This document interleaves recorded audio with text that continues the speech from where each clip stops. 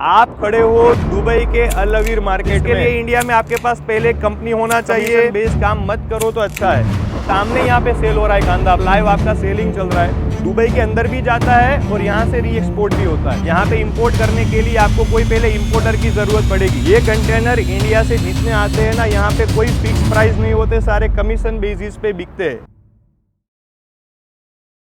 यहाँ पे जो देख रहे हो ना, ये कंटेनर में इंडियन ओनियन है। आप खड़े हो दुबई के अल अवीर मार्केट में। ये मार्केट में ओनियन आता है कम से कम 5 से 6 कंट्री से, जिसमें ये ओनियन आया है अपने भारत देश से, पाकिस्तान से आता है, ईरान से आता है, इजिप्ट से आता है, थोड़ा स्पेन से भी आता है। मोस्ट प्रोबेबली इंडिया, पाकिस्तान और इजिप्ट का ओनियन आता है ऐसे रिफर कंटेनर में। आपके सामने जो है ना, ये रिफर कंटेनर है, मतलब रेफ्रिजरेटर कंटेनर है। ये पेरिसिबल आइटम में बिगड़ जाती है, इसलिए इसको रिफर कंटेनर में लाना पड़ता है। अब देखो, इंडिया से जो ओनियन दुबई में आता है, तो आप लोगों को आज मैं दुबई के अल अवीर मार्केट से समझाना चाहता हूँ कि यहाँ पे आप इसको इम्पोर्ट कैसे कर सकते हो। सबसे पहली चीज, इसके लिए इंडिया में आपके पास पहले कंपनी होना चाहिए, मतलब आईसी, जीएसटी, अपेडाका, आरसीएमसी, ये बेसिक चीज होना चाहिए। फिर आपको पता होना चाहिए कि इंडिया कौन से कंट्रीज में ओनियन एक्सपोर्ट करता है। तो आपको मैं बता दूं, इंडिया लार्जेस्ट एक्सपोर्टर है ओनियन का बांग्लादेश में। सबसे ज्यादा हम ओनियन एक्सपोर्ट करते हैं बांग्लादेश। सेकंड, हम सबसे ज्यादा ओनियन एक्सपोर्ट करते हैं मलेशिया में। तीसरा दुबई में, right. Dubai is a city, country name is UAE. तो दुबई में, यूएई में जो ओनियन का मार्केट है, वो मार्केट है अल अवीर मार्केट। अब यहाँ पे ये जो ओनियन आता है ना, ये ओनियन का साइज यहाँ पे चलता है 55+, 55 mm। ये जो ओनियन है 55 mm का ओनियन है। एक कंटेनर में कम से कम 29 से 30 मेट्रिक टन माल आता है। यहाँ पे इंपोर्ट करने के लिए आपको कोई पहले इंपोर्टर की जरूरत पड़ेगी, जो यहाँ पे आपका कंटेनर क्लियर करवा के ये मार्केट में लाके आपको खड़ा रखेगा। यहाँ पे जैसे ये पार्किंग खड़ा है ना, ये पार्किंग का एक दिन का खर्चा होता है 250 से 300 दिरहम। ये कंटेनर इंडिया से जितने आते हैं ना, यहाँ पे कोई फिक्स प्राइस नहीं होते, सारे कमीशन बेसिस पे बिकते हैं। कमीशन बेसिस मतलब आप इंडिया से माल यहाँ पे दो, जब आपका कंटेनर मार्केट में आएगा तो वो टाइम पे देखा जाएगा कि आपके साथ और कितने कंटेनर है। तो एक लेने वाला आएगा, उसको पता है कि आज मार्केट में 40 कंटेनर है, मतलब माल ज्यादा है, तो रेट गिरता है ना। मार्केट में माल कम है तो रेट बढ़ता है।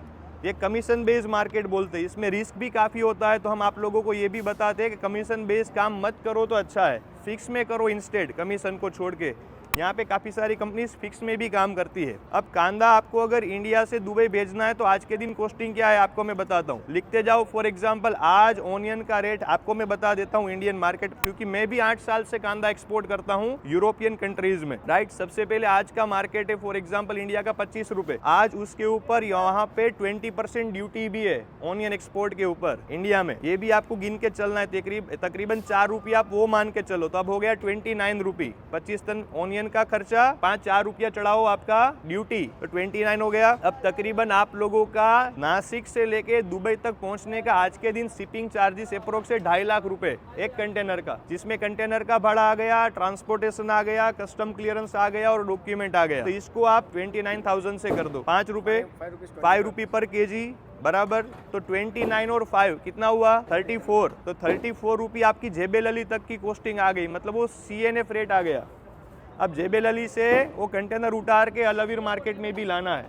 तकरीबन आप 4 रुपये उसके मानो। 4 रुपये में कौन सा खर्चा, जेबे लली से ट्रांसपोर्टेशन का खर्चा, यहाँ का बलदिया का जो म्यूनिसिपालिटी है उसका जो भी खर्चा होता है वो, पार्किंग का खर्चा, इम्पोर्टर जो यहाँ पे खरीदेगा वो 5% कमीशन लेगा, वो कमीशन का खर्चा। आप टोटल मारो, 5 रुपये और ऐड कर दो, कितना हुआ, 39 रुपये, है ना। 39 रुपये पर केजी आपका लैंडिंग कॉस्ट हुआ अल अवीर मार्केट का। अब 39 को आप कर दो 24 से डिवाइडेड बाय, तो कितना आ रहा है पर केजी रेट, 1.62 दिरहम में आपकी लैंडिंग कॉस्ट है, और आज का मार्केट है 2 दिरहम, मतलब आपको आज प्रॉफिट मिल रहा है। अब ये फायदा देख के काफी सारे एक्सपोर्टर इंडिया से एक्सपोर्ट वापिस करेंगे। अब करेंगे तो वापिस कंटेनर ज्यादा हो जाएंगे, तो वापिस मार्केट गिरेगा। ये साइकिल चालू रहती है ना, इसलिए हम बोलते हैं कि आप कमीशन बेस में थोड़ा एक्सपोर्ट करने से सोचो, फिक्स प्राइस में करोगे तो समझ में आएगा। तो मैंने आपको इंडिया से रेट से लेके दुबई तक का रेट कैसे कैलकुलेट करे, और इंडिया के नासिक के मार्केट से दुबई के अल अवीर मार्केट में कांदा कहाँ पे बिकेगा, कैसे बिकेगा, यहाँ तक की मैंने आपको सारी सिस्टम समझाई है।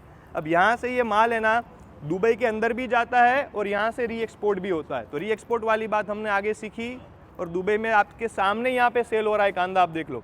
ये ऑर्डर आया है किसी का, लाइव आपका सेलिंग चल रहा है।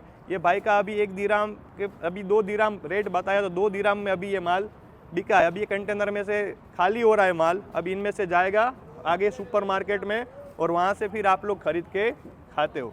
तो नासिक के मार्केट से लेके यहाँ पे मार्केट में माल बेचने तक का A to Z कांदे का कैसा काम होता है, अभी मैंने आपको समझाया। ठीक है, चलिए, थैंक यू।